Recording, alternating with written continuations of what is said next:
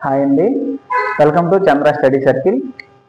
మనకి ఈరోజు టెట్ అలాగే డిఎస్సి ఎగ్జామ్కి సంబంధించి మనం టెట్ ప్లస్ డిఎస్సి ఎగ్జామ్లో భాగంగా సైకాలజీ అనే విభాగం ఏదైతే ఉందో ఆ సైకాలజీ విభాగం మనకి టెట్కి వచ్చేసరికి 30 మార్కులు వస్తుంది. అలాగే డిఎస్సిలో కూడా దీని పరిధి 8 మార్కుల వరకు ఉంటుంది. కాబట్టి మన టెట్ లేదా డిఎస్సి ఆస్పిరెంట్స్ కష్టతరంగా భావించే ఈ సైకాలజీలో మనకి ఎక్కడి నుంచి మార్కులు వస్తున్నాయి, ఏ విధంగా మార్కులు రాబట్టాలి అనే విషయం మనం కొంచెం కూలంకుషంగా చర్చించి మనకి ఏ ఏరియాలో అయితే బిట్ వస్తుందో ఆ ఏరియాని మనం చూజ్ చేసుకొని ఆ ఏరియాని మనం వివరించి మన అభ్యర్థులు ఎవరైతే టెట్ డిఎస్సికి ప్రిపేర్ అవుతున్నారో వాళ్ళ యొక్క విజయంలో ఈ చంద్ర స్టడీ సర్కిల్ యొక్క పాత్ర ఉండేలా చూసుకొని మన అభ్యర్థుల కోసం ఈరోజు సైకాలజీలో శిశు వికాసంలో పెరుగుదల, వికాసము మరియు పరిపక్వత అనే ఒక చిన్న కాన్సెప్ట్ను మీ ముందుకు తీసుకొని వస్తున్నాం. అలాగే ఈ పెరుగుదల, వికాసం, పరిపక్వత అనేది మన టెట్ ప్లస్ డిఎస్సి అభ్యర్థులకే కాకుండా మన ఎవరైతే డిఈడి అలాగే డిఈడి డైట్ అభ్యర్థులు, బిఈడి అభ్యర్థులు ఎవరైతే ఉన్నారో వాళ్ళకి కూడా మన సెమిస్టర్ ఎగ్జామ్స్కి చాలా ఉపయోగపడుతుంది. సో ఇప్పుడు మనం ఒకసారి సైకాలజీలో ఈ శిశు వికాసం అనే టాపిక్లో పెరుగుదల, వికాసము, పరిపక్వత గురించి కూలంకుషంగా చర్చించుకుందాం. మొదటగా పెరుగుదల, వికాసము, పరిపక్వత ఏంటి ఈ మూడింటి మధ్య సంబంధం అంటే, మొదట ఇక్కడ పెరుగుదల, వికాసము, పరిపక్వత అని రాశాం కాబట్టి ముందు ఈ పదాల గురించి తెలుసుకుంటే ఆ తర్వాత మనం వాటి సంబంధం కోసం మనం మాట్లాడుకుందాం. మొదటగా పెరుగుదల అని చూస్తే ఏ జీవి అయినా తను జీవించినప్పటి నుంచి మరణించినంత వరకు ఏవో కొన్ని మార్పులు వస్తాయి. అదే మార్పులు శారీరకంగా కానీ వస్తే దానినే మనం పెరుగుదల అంటాం. అలాగే గుణాత్మక మార్పులు అనగా సమర్థత, క్లిష్టత అనే కొన్ని అంటే శారీరకంగా, మానసికంగా అభివృద్ధి చెందితే దాన్ని మనం వికాసంగా అంటాం. అలాగే పరిపక్వత అంతర్గత శక్తులు అలాగే సామర్థ్యాలు వాటి గురించి మనం పరిపక్వతగా మనం తెలుసుకోవచ్చు. వీటి గురించి కొంచెం కూలంకుషంగా మనం చర్చించుకుందాం. పెరుగుదల అంటే ఏంటి అంటే జీవులో ఏర్పడే శారీరక లేదా పరిమాణాత్మక మార్పులనే మనం పెరుగుదలగా చెప్పవచ్చు. ఏంటండి పెరుగుదల అనగా జీవులో ఏర్పడే ఈ శారీరక మార్పులు ఏవైతే ఉన్నాయో లేదా పరిమాణాత్మక మార్పులు ఏవైతే ఉన్నాయో వాటినే మనం పెరుగుదలగా భావించవచ్చు. శారీరక మార్పులు ఏంటి, పరిమాణాత్మక మార్పులు ఏంటి అంటే చిన్నప్పుడు ఎంత ఉన్న శిశువు మనకి క్రమక్రమంగా పెద్ద అయ్యే నాటికి శిశువు యొక్క పరిమాణంలో పెరుగుదల కనిపిస్తుంది. దాన్నే మనం పెరుగుదలగా తీసుకోవచ్చు. అలాగే ఇక రెండోది చూసుకుంటే వికాసం అనేది ఏంటయ్యా అంటే అవయవాలు విధులలో సమర్థత, క్లిష్టత, నైపుణ్యం అభివృద్ధి చెందడాన్ని మనం వికాసంగా తీసుకునవచ్చు. మన శిశువు యొక్క అవయవాలు విధులు ఉంటాయి, ఏంటి ఫంక్షన్స్ అంటాం. ఈ ఫంక్షన్స్లో మనకి ఏం కనిపించాలి, సమర్థత కనిపించాలి, క్లిష్టత కనిపించాలి, నైపుణ్యం కనిపించాలి. ఈ సమర్థత, క్లిష్టత, నైపుణ్యం అనేది అభివృద్ధి చెందితే దీనినే మనం వికాసం అంటాం. ఈ సమర్థత, క్లిష్టత, నైపుణ్యం అనేవి ఏవైతే ఉన్నాయో వాటి అభివృద్ధి చెందడాన్ని మనం ఏ రకంగా భావిస్తామంటే గుణాత్మక మార్పులుగా భావిస్తాం. దేనిగా భావిస్తామంటే గుణాత్మక మార్పులుగా భావిస్తాం. అలాగే వికాసానికి సంబంధించి మనకి ఇద్దరు శాస్త్రవేత్తలు 2 నిర్వచనాలు చెప్పారు. వికాసానికి సంబంధించి శాస్త్రవేత్తలు మనకి 2 నిర్వచనాలు చెప్పారు. అవేంటో ఒక్కసారి మనం కూలంకుషంగా చర్చిద్దాం. ఒక శాస్త్రవేత్త అంటాడు, వికాసం అంటే ఆకారాలను, ప్రాకారాలను సమ్మిళితం చేసి విశదీకరించే సంక్లిష్ట ప్రక్రియ అని అండర్సన్ అనే శాస్త్రవేత్త అంటాడు. అండర్సన్ అనే శాస్త్రవేత్త ప్రకారం వికాసం అంటే ఏంటయ్యా అంటే ఆకారాలు, ప్రాకారాలు సమ్మిళితం చేసి విశదీకరించే సంక్లిష్ట ప్రక్రియ అని అండర్సన్ అంటాడు. ఇది మనకి ఎక్కడ ఉపయోగపడుతుంది అంటే డిఈడి లేదా బిఈడి అభ్యర్థులు ఎవరైతే ఉన్నారో వాళ్ళు మనకి పరీక్షలు రాసేటప్పుడు ఈ నిర్వచనం మొత్తాన్ని గుర్తుపెట్టుకొని మనం రాయవలసి ఉంటుంది. అదే ఇక్కడ మనకి టెట్ లేదా డిఎస్సికి వచ్చేసరికి అభ్యర్థులకి నిర్వచనం వాడే ఇస్తాడు, మనకి ఆప్షన్లో 4 శాస్త్రవేత్తల పేర్లు ఇస్తాడు. సో మీకు మనకు ఒక్క సైకాలజీలోనే ఒక 100 నిర్వచనాలకు దగ్గరగా వస్తాయి. 100 నిర్వచనాలని మనం గుర్తుపట్టుకోలేం కాబట్టి నేను నాకు తోచిన విధంగా కొన్ని షార్ట్ కట్స్ అనేది రూపొందించాను. అది మీకు యూజ్ అవుతుందని నేను భావిస్తున్నాను. అది ఏంటండి అంటే వికాసం అంటే ఆకారాలను ప్రాకారాలను సమ్మిళితం చేసి విశదీకరించే సంక్లిష్ట ప్రక్రియ. ఇది ఎవరు చెప్పారు? అండర్సన్ ప్రకారం చెప్పారు. కాబట్టి చూడండి, వికాసం అంటే ఆకారాలు అలాగే ప్రాకారాలు సమ్మిళితం చేసి విశదీకరించే ప్రక్రియ. ఎవరు చెప్పారు? అండర్సన్. మనకి వికాసం చెప్పేటప్పుడు వికాసం గురించి డెఫినేషన్ వస్తే ఆకారాలు ప్రాకారాలు అనేది నిర్వచనంలో ఎక్కడైతే కనిపిస్తుందో మనం డైరెక్ట్ గా ఆన్సర్ లో అండర్సన్ ఎక్కడున్నాడు అనేది మనం చూసుకోవాలి. మన నిర్వచనంలో ఆకారాలు ప్రాకారాలు ఎక్కడైతే ఉన్నాయో అండర్సన్ అని మనం వెతుక్కోవాలి. ఇది ఫస్ట్ పాయింట్. అలాగే ఇక రెండో నిర్వచనం చూద్దాం. వికాసం అనేది ఒక వ్యక్తి సంరచన, ఆలోచన, ప్రవర్తనలో మార్పులు రావడం. ఇది జీవ సంబంధమైన మరియు పరిసర అంశాల ప్రభావం సంభవిస్తుంది అని చెప్పింది ఎవరు? క్రైగ్ ప్రకారం ఏంటండి? వికాసం అనేది ఒక వ్యక్తి సంరచన, ఆలోచన, ప్రవర్తనలో మార్పులు రావడం. ఇది జీవ సంబంధమైన మరియు పరిసర అంశాల ప్రభావం వలన సంభవిస్తుంది అని చెప్పింది ఎవరు? క్రైగ్. మళ్ళీ కూడా ఇప్పుడు మనం బిఈడి ఎగ్జామ్స్ లేదా డిఈడి ఎగ్జామ్స్ రాస్తున్నప్పుడు మనం తప్పదండి, ఇందులో నో చాయిస్.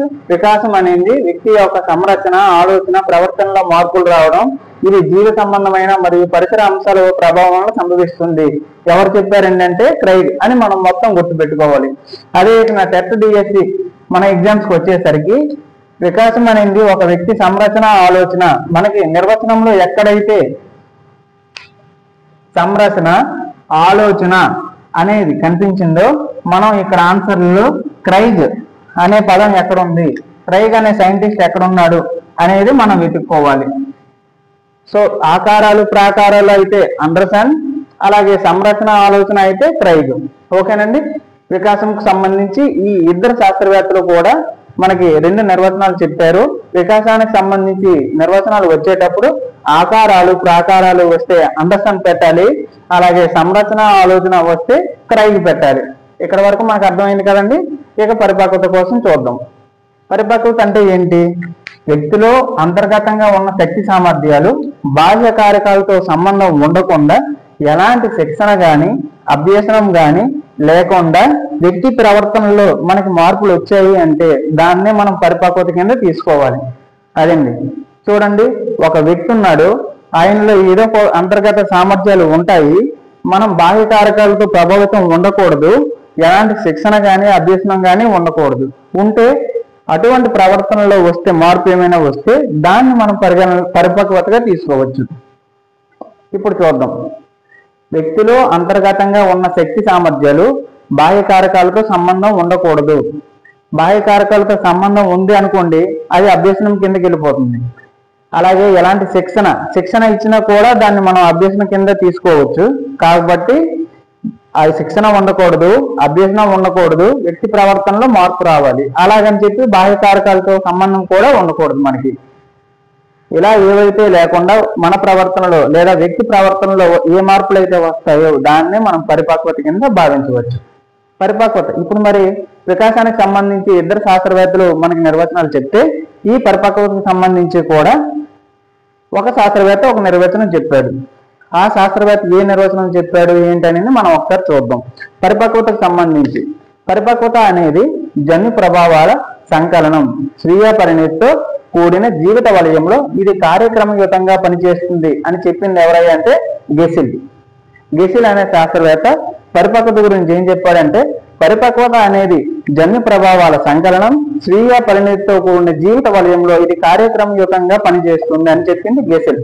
మనకి టెట్ లేదా డిఎస్సికి ఈ కాంపిటేటివ్ సెక్టర్కి వచ్చేసరికి మనం నిర్వచనం అంతా గుర్తుపెట్టుకునే అవసరం లేదు.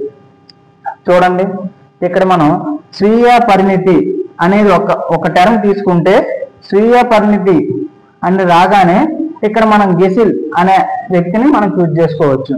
పరిపక్వత కోసం ఇచ్చిన నిర్వచనంలో స్వీయ పరిణితి అని ఎక్కడైనా కనిపించింది అంటే నిర్వచనంలో మనం ఆప్షన్లో తప్పనిసరిగా గెసిల్ అనే సైంటిస్ట్ ఎక్కడ ఉన్నాడు అనేది చూసుకోవాలి.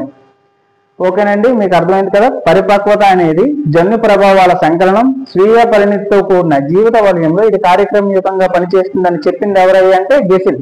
ఇది ఎవరికి రాయాలి? డిఈడి అభ్యర్థులు. డిఈడి అభ్యర్థులు ఎవరైతే ఎగ్జామ్ రాస్తారో వాళ్ళు తప్పనిసరిగా గుర్తు పెట్టుకొని రాయాలండి. మన టెట్ లేదా డిఎస్సికి వచ్చి కాంపిటేటివ్ ఆస్పిరెంట్స్ ఎవరైతే ఉంటారో వాళ్ళకి పరిపక్వత నుండి మనకి నిర్వచనం అనేది వస్తే నిర్వచనం మొత్తం మనం గుర్తు పెట్టుకొని ఆన్సర్ మర్చిపోని అవసరం లేదు. నిర్వచనంలో స్వీయ పరిణితి ఒక్కటి గుర్తు పెట్టుకొని దానికి అసోసియేటెడ్ వర్డ్ ఏదైతే గెసిల్ అనే సైంటిస్ట్ ఎవరైతే ఉన్నారో ఆయన గుర్తు పెట్టుకుంటే మనకు సరిపోతుంది. పరిపక్వత అనే ఇచ్చిన నిర్వచనంలో స్వీయ పరిణితి అనే పదం ఎక్కడైతే ఉందో వెంటనే మనకు రావాల్సిన సైంటిస్ట్ పేరు ఏంటంటే గెసిల్. సో ఇప్పటికి అయింది. ఇక వికాస సూత్రం అనేది చూద్దాం. ఈ వికాస సూత్రం అనేది మనకు తెలుసు. వికాస సూత్రం D = F × M × L. ఓకేనండి, వికాస సూత్రం D = F × M × L. F × M అంటే ఏంటండి? మెచ్యూరిటీ. మెచ్యూరిటీ అంటే ఏంటి? పరిపక్వత. ఇంటూ L అంటే ఏంటి? అభ్యసనం. L అంటే లెర్నింగ్. లెర్నింగ్ అంటే అభ్యసనం. సూత్రం మరొకసారి మనం చూడండి. ఇది చాలా చాలా చాలా ఇంపార్టెంట్ అండి. ఈ 3 బిట్ల నుంచి మనకి టెట్కి 1 మార్క్ వచ్చే అవకాశం ఉంది. డిఎస్సిలో కూడా 1 బిట్ వచ్చే అవకాశం ఉంది. మనకు తెలుసు డిఎస్సికి 1/2 మార్క్ ఉంటుందండి, టెట్కి వచ్చేసి 1 మార్క్ ఉంటుందండి 1 బిట్కి. ఈ మనకి టెట్ లేదా డిఎస్సి ఎగ్జామ్స్ అనేవి ఆన్లైన్ సెషన్స్ లో జరుగుతాయి కాబట్టి ఆన్లైన్ లో మనకి చాలా సెషన్స్ ఉంటాయి కాబట్టి ఈ చాలా సెషన్స్ లో మనకి ర్యాండమ్ గా ఈ టాపిక్ నుండి ఈ ప్లేస్ నుండి వస్తుంది కాబట్టి మనం ఈ రోజు వీడియోలో వీటి కోసం కవర్ చేయడం జరిగిందండి. మీరు ఒకసారి కిందన లేదంటే ఒక పేపర్ మీద నోట్ చేసుకోండి. ఇలాగా చూడండి, ఆకారాలు ప్రాకారాలు, ఆకారాలు ప్రాకారాలు అని పెట్టి ఇలా 50 మార్క్ ఇచ్చేసి మనం అండర్స్టాండ్ అని పెట్టుకోండి. ఇది ఒక 2 లేదా 3 సార్లు మీరు చదివినట్టయితే మీకు ఈజీగా గుర్తుంటుందండి. ఓకేనా? ఇది వికాసం గురించి. మన కాంపిటేటివ్ ఆస్పిరెంట్స్కి వచ్చేసరికి మనకి ఈ నిర్వచనం దేనిదనేది మనకు అనవసరం అండి. బిట్ మన ఆన్సర్ చేయడం కావాలి. ఆకారాలు ప్రాకారాలు అండర్స్టాండ్ మనకు నిర్వచనం దేనిదైనా మనకు అనవసరం అండి. అలాగే ఇక్కడ కూడా రెండోది చూస్తే సంరచన ఆలోచన. సంరచన ఆలోచన అనేది నిర్వచనంలో మనం ఎక్కడ కనిపించినా కూడా మనం వెంటనే గుర్తుపెట్టుకోవాల్సింది క్రైగ్ అండి. క్రైగ్ అనే సైంటిస్ట్ ఎక్కడ ఉన్నాడు అనేది మన ఆప్షన్లో చూసుకొని చూస్ చేసుకోవాలి. అలాగే మనకి ఇది అనవసరం, ఏ నిర్వచనం ఏముంది ఎంత ఉంది అనేది మనకు అనవసరం. సంరచన ఆలోచన కనిపించింది క్రైగ్ అనేది మనం గుర్తుపెట్టుకోవాలి. అలాగే పరిపక్వతకు సంబంధించి ఇచ్చిన శాస్త్రవేత్త ఇచ్చిన నిర్వచనంలో మనకి స్వీయ పరిణితి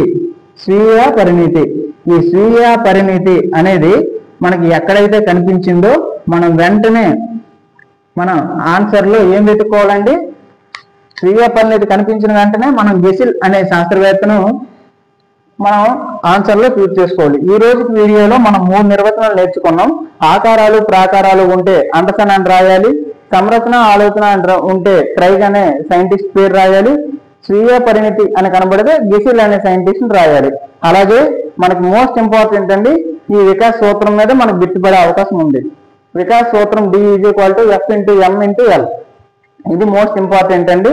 లేదా మన తెలుగు మీడియం అభ్యర్థులు ఎవరైనా ఉంటే వికాస్ సూత్రం = F × పరిపక్వత × అభ్యసనం అనేది మోస్ట్ ఇంపార్టెంట్ అండి.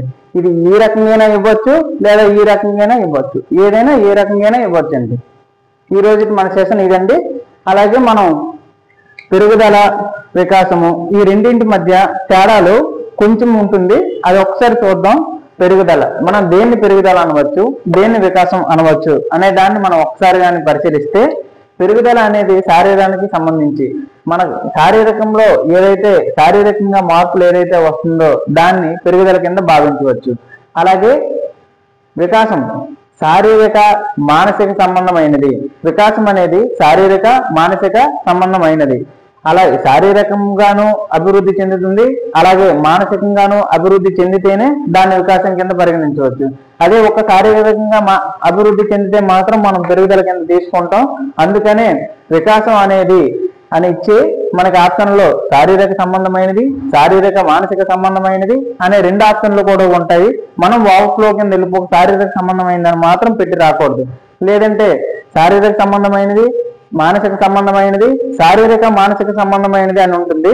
సో వికాసం కోసం మాత్రమే ఇక్కడ బిట్ వచ్చే అవకాశం ఉంటుందండి. ఎందుకంటే అభ్యర్థులు మానసిక సంబంధమైనది అనే ఫ్లోలో పెట్టేస్తాం. ఎందుకంటే ఇది శారీరక సంబంధమైనది అంటే ఇది మానసిక సంబంధమైనది అని అనుకొని, సో ఇది శారీరక మానసిక సంబంధమైనది కింద వికాసం మనం చెప్పాలి.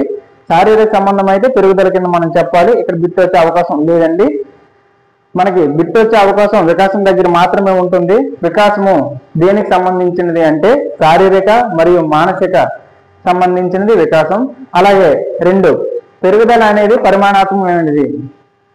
మన శారీరక పెరుగుదల పరిమాణాన్ని సూచిస్తుంది కాబట్టి మనం పరిమాణాత్మకమైనదిగా చెప్పవచ్చు పెరుగుదలను. అలాగే ఇక్కడ వికాసం చూస్తే పరిమాణాత్మకమైనది మరియు గుణాత్మకమైనది. ఇందాకనే చెప్పుకున్నాం, వికాసం అనేది గుణాత్మక మార్పులను కలిగి ఉంటుంది కాబట్టి ఇది గుణాత్మకమైనది అవుతుంది. అలాగే పరిమాణాత్మకమైనది కూడా అవుతుంది, ఎందుకంటే శారీరక మానసిక వికాసం కాబట్టి ఈ పరిమాణాత్మకం అనేది కూడా ఉంటుంది. సో వికాసం అనేది పరిమాణాత్మకమైనది, అలాగే గుణాత్మకమైనది. నెక్స్ట్ పెరుగుదలకు చూసుకుంటే ఇది వికాసంలో ఒక అంతర్భాగం మాత్రమే. పెరుగుదల అనేది వికాసంలో ఒక అంతర్భాగమే. వికాసం అనేది చాలా విస్తృతమైనది. ఈ విస్తృతమైన అర్థానికి ఇప్పుడే నేను చెప్పాను, శారీరక మానసిక నైతిక వికాసం అనేది ఉంటుందండి. ఈ శారీరక వికాసంలోనే అంతర్భాగమే కదండి, ఈ వికాసంలో అంతర్భాగమే కదా ఈ శారీరకం అనేది. సో వికాసంలో అంతర్భాగం ఏముందండి, పెరుగుదల. ఈ శారీరక వికాసంలోనే కదా వస్తుంది మనకి పెరుగుదల. ఎదుగుంటే ఇక్కడ శారీరక సంబంధమైనది అని ఉంది. అలాగే ఇది సంకుచితమైనది. సంకుచితమైనది అనేది కొత్త వర్డ్ ఏం కాదండి. సంకుచితం అంటే ఏంటంటే లిమిటెడ్ అండి, అంటే కొద్ది పరిమాణము, లేదంటే మన భాషలో చెప్పాలి అంటే చిన్నది. ఇక్కడ చూడండి సమగ్రమైనది. సమగ్రమైనది అంటే ఏంటంటే మొత్తం అన్నమాట, పూర్తిగా పరిపూర్ణం అనే అర్థం వస్తుందండి వికాసం అనేది. ఎందుకంటే ఒక పిల్లవాడు శారీరకంగా మానసికంగా నైతికంగా మనకి ఎప్పుడైతే వికాసాన్ని పొందుతాడో ఆ వ్యక్తి అనేవాడు మనకి పరిపూర్ణంగా ఉంటాడు. కాబట్టి వికాసాన్ని మనం సమగ్రమైనదిగా చెప్పవచ్చు. ఓకేనండి. పెరుగుదల అనేది ఒక దశలో ఆగిపోతుందండి. ఒక దశలో ఆగిపోతుంది. మనకందరికీ తెలుసు, పుట్టినప్పుడు ఉన్న శిశువు మనకి 21 సంవత్సరానికి వచ్చేసరికి దాదాపుగా 15 నుండి 21 సంవత్సరం మధ్యలో మనకు పెరుగుదల, శారీరక పెరుగుదల ఏదైతే ఉందో అది ఆగిపోతుందండి. 21 సంవత్సరం తర్వాత మనం పెరుగుదల అనేది ఆగిపోతుంది. సో పెరుగుదల అనేది ఒక దశలో ఆగిపోతుంది. అయితే వికాసం మాత్రం ఆగదండి ఇటు పరిస్థితుల్లో. అందుకని ఇది నిరంతరమైనది అనేది. చిన్నప్పుడు మనం ఉండే మనిషిని మనం అలా వికాసం శారీరకంగా కానీ మానసికంగా కానీ నైతికంగా కానీ వికాసం ఎల్లప్పుడూ కూడా అభివృద్ధి చెందుతుందే తప్ప తగ్గడం కానీ ఆగడం కానీ ఉండదు. సో వికాసం అనేది నిరంతర ప్రక్రియ. మనిషి పుట్టే నుండి మరణించే వరకు వికాసం నిరంతరం జరుగుతూనే ఉంటుంది. అందుకనే దీన్ని నిరంతర ప్రక్రియగా చెప్పవచ్చు. దేన్ని నిరంతర ప్రక్రియగా చెప్పవచ్చు అంటే వికాసము. ఇది మాపనం చేయవచ్చు. పెరుగుదలను మాపనం లేదా గణన చేయవచ్చండి. పెరుగుదలను మనం కొలవచ్చు. ఇక్కడ మాపనం అంటే ఇంకేం లేదండి. మాపనము అంటే మనం కొలవడం. ఇది సైకాలజీ పరిభాషలో మనం మాపనం అంటాము. ఇది మన గణిత పరిభాషలో గణన అని చెప్పవచ్చు. మాపనము గణనం అనే పదాలు చూసి మనమే భయపడని అవసరం లేదు. ఇది మాపనము లేదా గణన అంటే ఏం లేదండి, కొలవగలవడం. ఈ కొలవగలగడం అంటే ఇప్పుడు మన పెరుగుదలను మనం కొలవచ్చండి. పెరుగుదలను మనం పలానా ఇన్ని సెంటీమీటర్లు ఉన్నాం, 163 సెంటీమీటర్లు ఉన్నాం, 170 సెంటీమీటర్లు ఉన్నాం అని ఖచ్చితంగా మనం కొలవగలం. ఓకేనండి, అర్థమైందా? లేదంటే మనిషి 63 కేజీలు ఉన్నాడు, 70 కేజీలు ఉన్నాడు అనేది మనం ఖచ్చితంగా కొలవగలం. కాబట్టి మాపనము లేదా గణన చేయవచ్చు. దేనండి? పెరుగుదలను. అలాగే వికాసానికి వచ్చేసరికి మనం ప్రాముఖ్యకరించవచ్చు అంటే ఏం లేదండి, అంచనా వేయడం అండి. ప్రాముఖ్యకరించడం అంటే అంచనా. ఇప్పుడు చూడండి, చిన్నప్పుడు గణితంలో పిల్లవాడు మంచి ఆసక్తి కనిపించి గణితంలో బాగా చదివే విద్యార్థి ఉన్నాడు. ఆ విద్యార్థిని మనం ఏమని ప్రాముఖ్యరించవచ్చు లేదా అంచనా వేయవచ్చు అంటే ఇప్పుడు గణితంలో బాగా రాణిస్తున్నాడు కాబట్టి ఆ పిల్లవాడు భవిష్యత్తులో ఇంజనీర్ అవుతాడు, ఇంజనీర్ అయ్యే అవకాశం ఉంది అని మనం చెప్పగలం. అది మనం అంచనా వేయగలుగుతున్నాం కాబట్టి మనం ప్రాముఖ్యరించవచ్చు అని చెప్పవచ్చు. ఇంజనీర్ అవుతున్నాడని ఎలా చెప్తున్నాం, ఏ మీదుగా అంచనా వేస్తున్నాం, గణితంలో బాగా రాణిస్తున్నాడు కాబట్టి ఇంజనీర్ భవిష్యత్తులో ఇంజనీర్ అవుతాడు అని మనం చెప్పగలుగుతున్నాం కాబట్టి అంచనా వేయగలం. దేన్ని అంచనా వేయగలం? వికాసాన్ని అంచనా వేయగలం. ఆన్లైన్ సెషన్స్ కాబట్టి మనకి చాలా బిట్లు కవర్ అయ్యే అవకాశం ఉంటుంది. కాబట్టి ఈ వీడియోలో మనం ఇప్పటి వరకు చెప్పిన మనకి పెరుగుదల, వికాసము, పరిపక్వత అనేది ఈ టాపిక్ నుంచి మనకి చాలా బిట్లు కవర్ అవుతాయి. ఇది మీకు ఈ క్లాస్ మీకు ఉపయోగపడుతుందని నేను అనుకుంటున్నాను. సో ఈ క్లాస్ మీరు ఉపయోగపడింది అని భావిస్తే మీరు వాచ్ చేసి, అలాగే ఇందులో ఏమైనా మీకు సూచనలు ఇవ్వాలనిపిస్తే కామెంట్ రూపంలో మాకు తెలియజేసి మీ యొక్క సపోర్ట్ మాకు అందిస్తారని కోరుతూ please share and subscribe. Thank you.